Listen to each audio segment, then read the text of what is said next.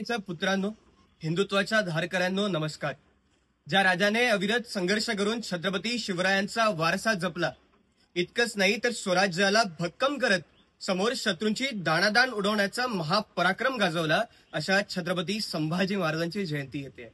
छत्रपती संभाजी महाराज म्हणजे सातत्य संघर्षाच्या पलीकडे जाऊन हिंदुत्वाची धगधगती प्रेरणा।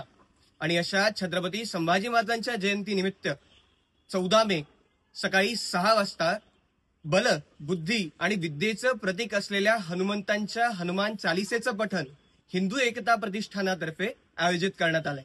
हिंदू एकता प्रतिष्ठान सातत्याने हिंदूंना एकत्र करून सांस्कृतिक आणि सामाजिक कार्यक्रम घेण्याचा प्रयत्न करत असते।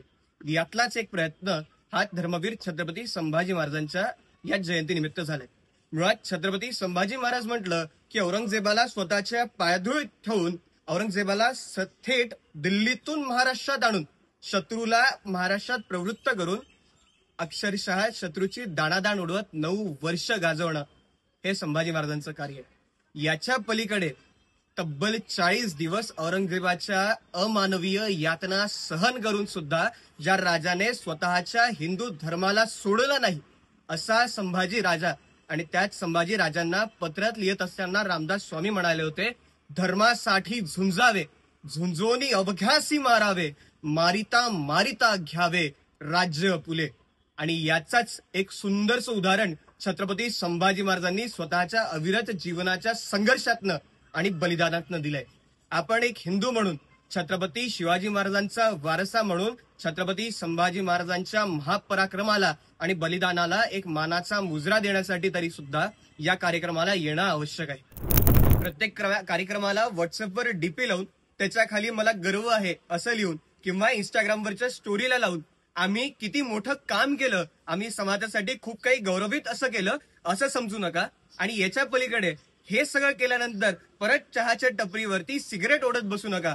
त्यापेक्षा अशा कार्यक्रमांना येऊन इथे आपला सामाजिक अधिकार आणि कर्तव्य बजवा।